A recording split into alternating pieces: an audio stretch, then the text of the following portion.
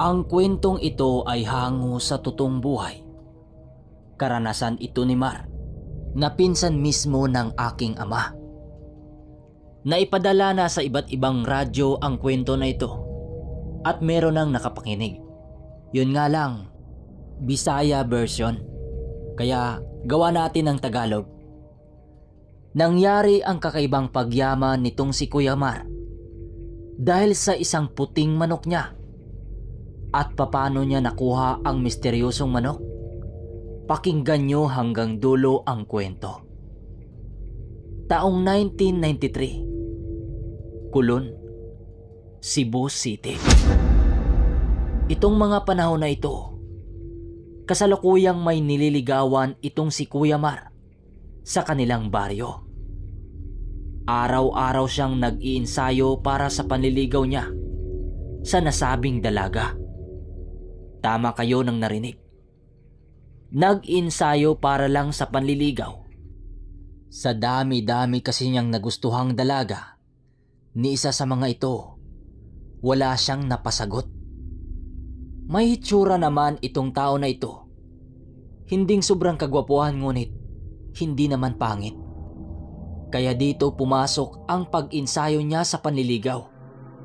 At alam niyo ba kung sino ang nag-insayo sa kanya sa panliligaw? Yung mismong mama niya. Nakakatawa mang isipin, pero yun ang totoo. Isang gabi habang bumisita sa babaeng nagustuhan niya, kaagad niyang sinubukan ang kanyang panliligaw na natutunan sa kanyang ina.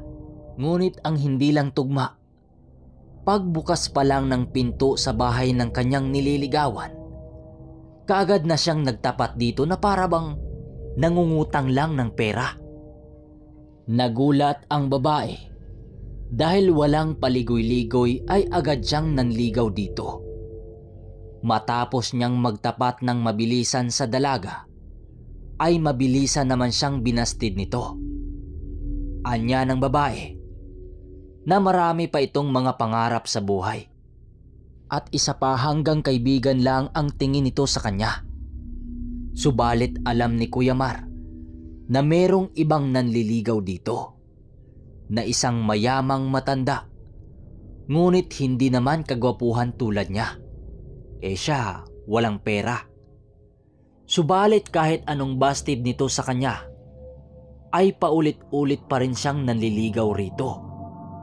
Kung hindi nyo na itatanong, isang driver ng dipadyak na pasaheroan itong si Kuya Mar sa lugar ng Cebu. Isang araw, nasa tapat siya sa entradang pinto ng bahay sa dalaga upang kung sakaling alis ito, matik sa kanya ito sasakay. Subalit habang naghihintay siya, merong isang Mercedes na huminto sa tapat ng bahay nito. Napakakintab ng sasakyan na yon at halatang pagmamay-ari ito ng isang mayamang tao. Ngunit sa pagbukas ng pinto sa nasabing sasakyan, ay nakilala niya ito. Nakita niya ang isang matandang lalaki na nanliligaw din sa babaeng nagustuhan niya. Maya-maya lang ay bumaba ito at pumasok sa bahay ng dalaga. Mas lalong nanliit sa sarili itong si Kuya Mar dahil sa mga nakikita niya. Sinasabi niya sa kanyang sarili na sana mayaman siya upang magustuhan siya sa babaeng kanyang nagustuhan. Upang malaman ang pinag-usapan ng mga ito, kahit labag sa loob nitong si Kuya Mar, pinili niyang magmasid sa dalawa. Lumapit siya sa bandang bintana ng bahay na yon at doon nga niya narinig ang pinag-usapan ng dalawa. Ayon sa babae, na gusto na nitong humanap ng trabaho upang may maitustos sa kanyang mga kapatid. Pinigilan naman ito ng matanda, gawa ng lahat naman ng gusto ng babae na ibibigay niya. At sinasabing sasagutin niya ang lahat na pangangailangan ng kanyang pamilya. Subalit nagpupumilit ang dalaga na siya namang ikinagalit ng matanda. At kapag gagawin ito ng dalaga, ay hindi na siya magpapakita kailanman. Napangiti naman itong si Kuya Mar nang marinig niya ang sinabi ng dalaga.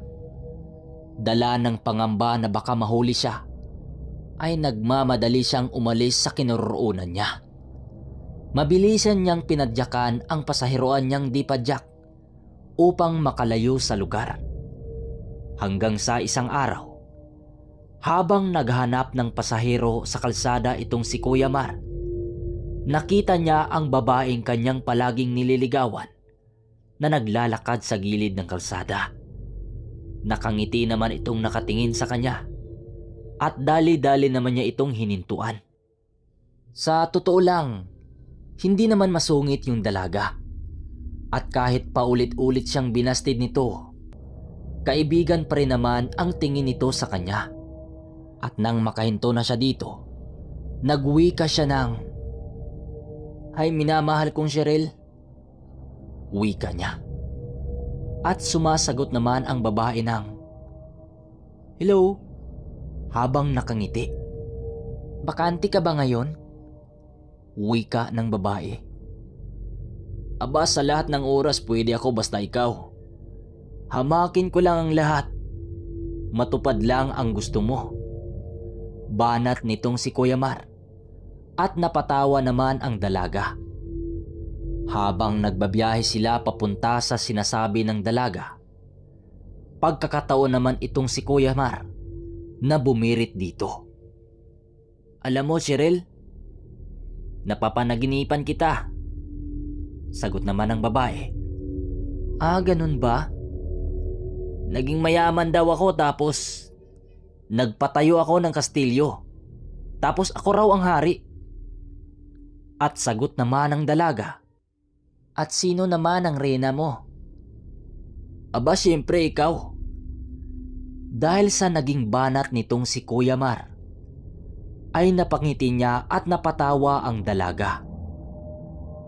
"Alam mo, Cheryl, kapag sasagutin mo ko, magsisikap ako para yumaman. Para maibigay ko sa iyo ang lahat na gusto mo. Alam kong napipilitan ka lang dahil sa sitwasyon mo ngayon. Kung mayaman lang sana ako, magugustuhan mo ba ako?" wika ni Kuya Mar na siyang ikinatahimik ng babae. Dahil sa hindi ito sumasagot, minabuti niyang magbukas ng ibang paksa upang ilihis ang usapan. At makalipas ang halos 20 minutos, nakarating na nga sila sa pupuntahan nito. Agad namang kumuha ng pamasahe ang babae, subalit hindi ito tinatanggap ni Kuya Mar. Ang sabi niya, hindi niya kailangan ang pera, kundi ang sagot sa tinatanong niya kanina. Subalit kaagad tumalikod ang babae at wala man lang sagot sa kanyang tanong. Imbis na magtampo itong si Kuya Mar, ay nagawa niya pa talagang balikan ang babae hanggang sa makalabas ito sa pinuntahan nitong parte. Mga bandang 12:00 na yon ng gabi, nakita niya ang nag-iisang babae na pasuray-suray na naglalakad sa tabi ng kalsada. Lasing na lasing ito at maya-maya lang ay bigla itong bumagsak sa lupa. Na agad namang nilapitan nitong si Kuya Mar at laking gulat niya nang mamukhaan niya ang babae. Ito pala si Cheryl, ang babaeng kanyang nililigawan at lasing na lasing. Binuhat niya ang babae at ikinarga sa kanyang dipadyak na pasaheroan. Ang kakaiba lang nitong si Kuya Mar, napakatapat nitong tao. Imbis na dalhin na kung saan-saan ang walang kamalay-malay na babae, ay inihatid niya ito ng maayos sa bahay ng mga magulang nito. Labis naman ang pasasalamat sa kanya ng mga magulang ng babae dahil sa kanyang ginawa.